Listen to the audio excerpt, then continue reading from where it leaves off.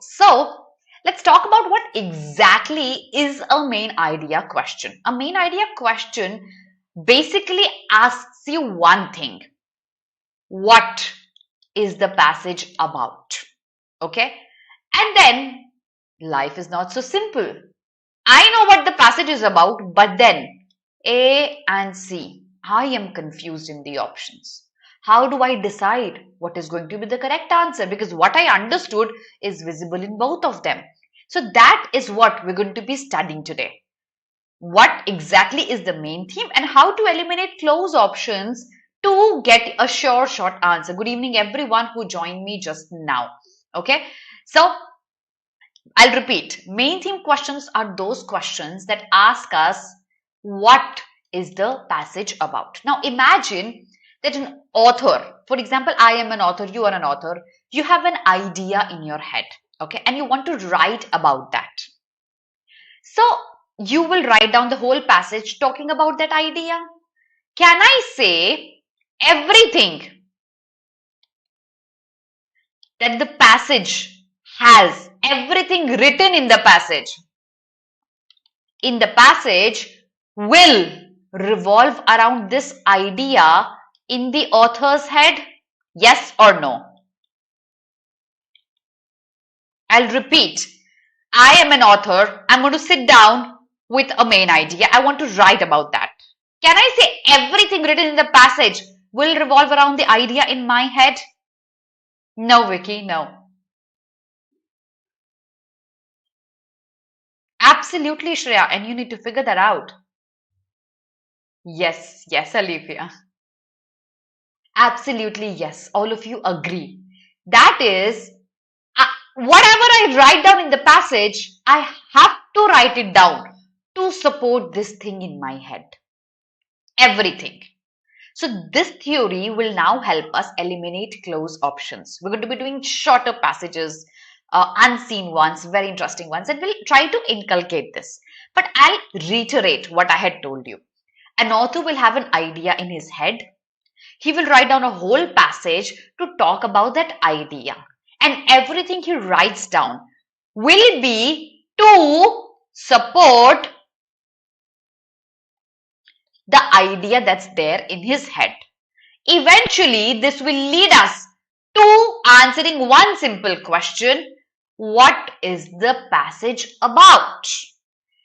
Now, that's the basic theory for main theme questions. Now, this is basically to check if you've understood the entire passage, overall theme, overall representation of the idea that's there in every single line.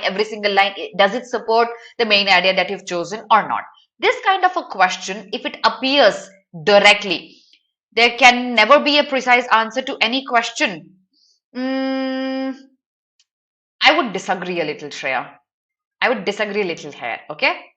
So back to it. If this question appears in the examination, it might appear very directly like these following questions. Which of the following is the main idea? What is the purpose of the passage? Again, asking you the main idea only. Primary purpose, primarily concerned. Which of the following best describes the content of the passage? Title as well is in one way asking you the main theme only. I'll talk a little about this towards the end of the class. How is this different, if at all it is, from the main theme? But eventually all of these questions are going to ask you if you've understood the passage or not. If there are no direct questions, inference questions, many options can be eliminated if you've understood the main idea.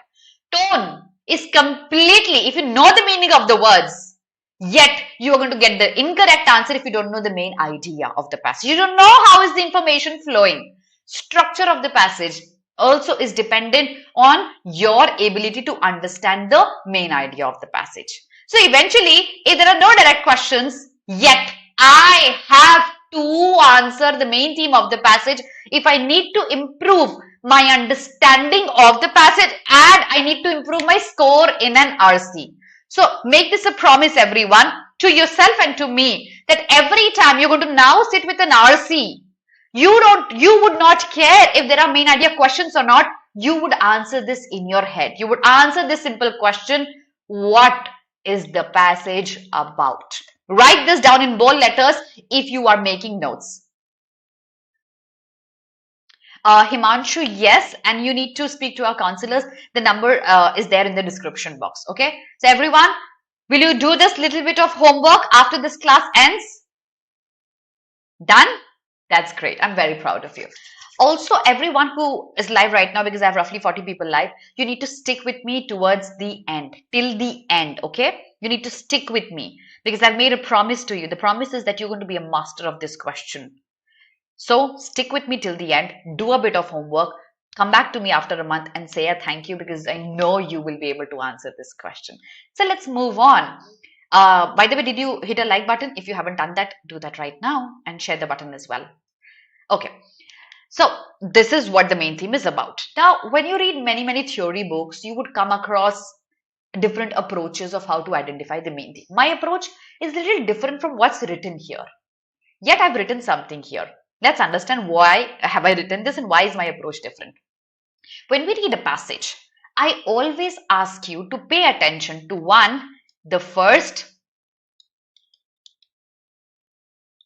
and the last para, always.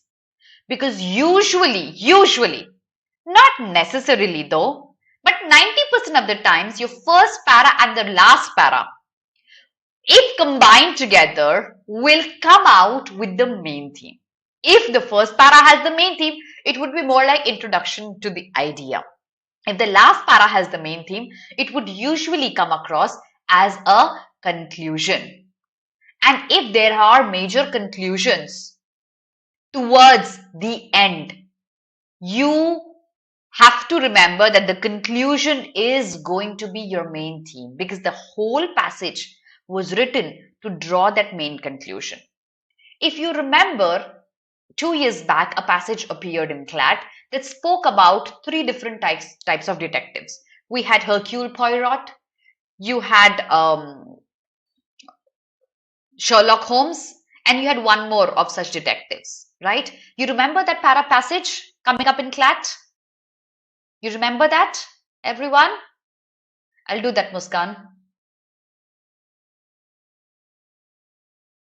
Do you remember that passage?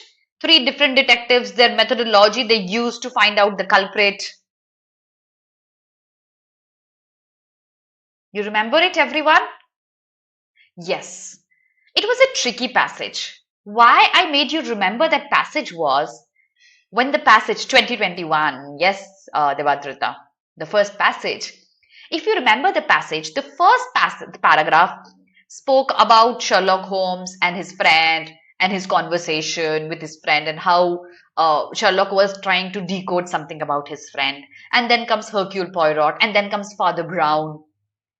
In the first paragraph, did you find the main theme? No, we didn't.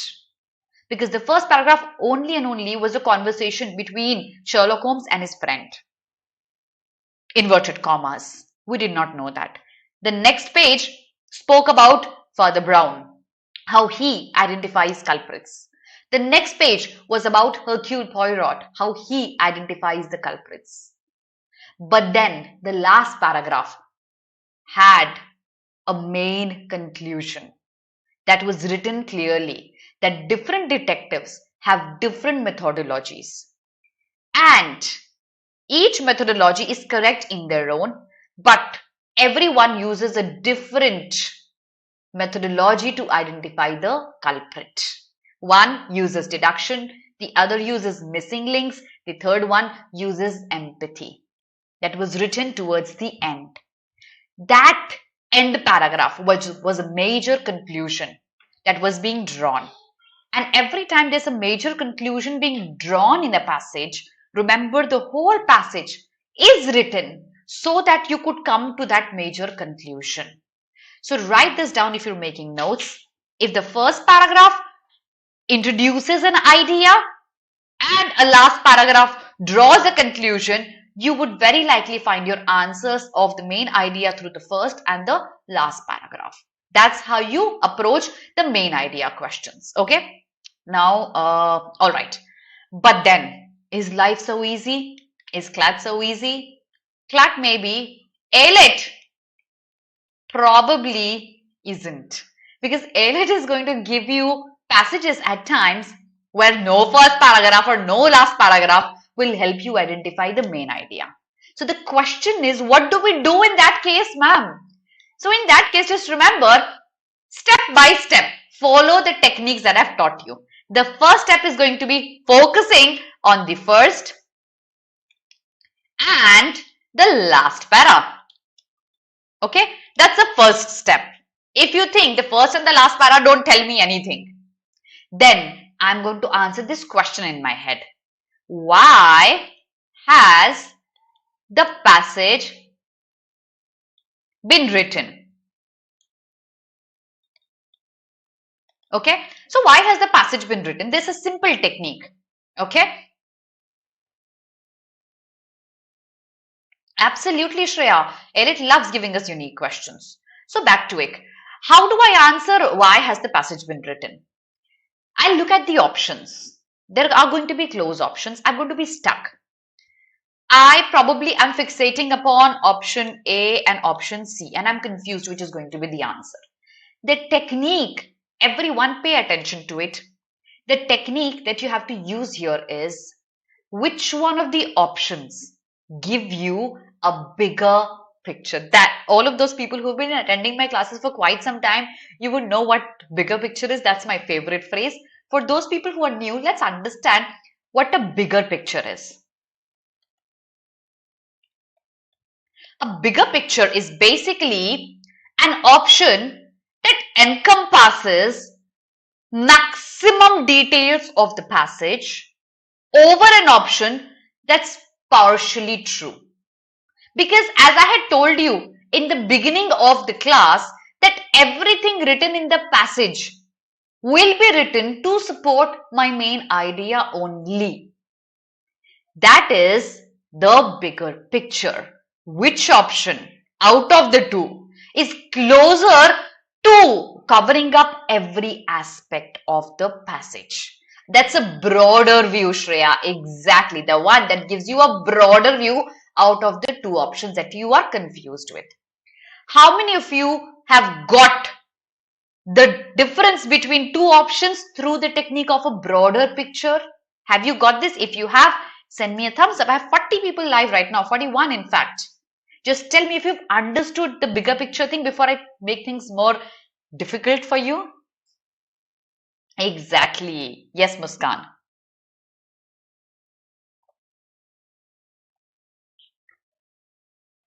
Did you understand the technique of the bigger picture? That's great. So we're going to use this technique for eliminating the options that are there in today's class. Okay. All right. Exactly, Pragyan. I'm sure it's going to help you. All right. Okay. But then, again, life is not so easy. There's a difference between a bigger picture and a vague option. Sometimes a bigger picture option might look like vague to you, too generic an option. If an option is too generic, it cannot be your answer. So the question is, how do I differentiate between the fact that if this option is a bigger picture option or if this is too generic an option that cannot be my answer? Remember, to differentiate between these two, I have to come back to pointer number 2. That is, why has the passage been written? Is it detailed enough? Is my option detailed enough to encompass everything? Or is it just one term that includes a generic idea of the passage? The more detailed the option, the better your answer is going to be. Please don't try to look for shorter, fancier options. They're never going to be your answer. So your answer is going to be something that's very described, elucidated, detailed, and includes almost every factor of the passage. That's how you differentiate between the bigger picture options and the ones that are too generic or vague maybe. Ma'am, if passage started with inverted comma, can we concentrate in the last paragraph? Golru, you can concentrate in the first paragraph also. Because if it starts with an inverted comma, possibly it's quoting somebody. In the next very line, it's describing why is he being quoted. It's nothing generic. This is no rule that you can use. It completely depends on the extract. You have to use your discretion. I'm going to give you pointers, But remember, use your own discretion while you apply the pointers to the passage.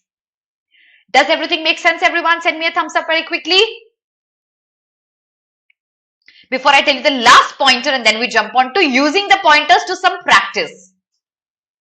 Does it make sense, everyone?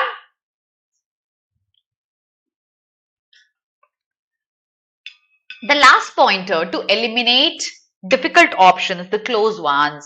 Of course, one is going to be using the bigger picture technique. The other one is going to be answering one simple question. Do I have data, details in the passage? I'm going to write that down. Are there details in the passage that are not a part of any option? It could be implicitly mentioned, explicitly mentioned, but it should be there as a part of my option as the correct answer. If there are details, instances, explanations that are not encompassed in my option will be a correct or an incorrect one. What do you have to say about that? If there are information, data, descriptions that are not a part of the option that I have fixated upon, will my answer be a correct one? Yes or no?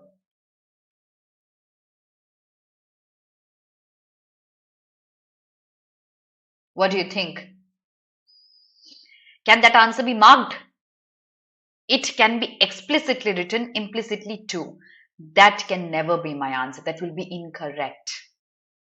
Because what did I tell you in the beginning? Everything written will be written to support my main theme. If there's anything that doesn't implicitly be a part of my option can never be the answer. No. Okay? So everything will be encompassed in my option.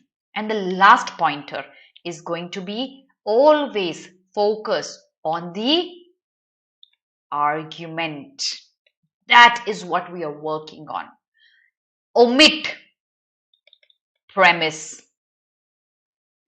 I'm sure you know what premise is because you've already been preparing. If you still don't know, in one line, premise is extra information, data, explanation that merely forms the, the pillars or maybe the roof of my house. But what's the foundation? That is my argument, okay? I need to understand what the argument is.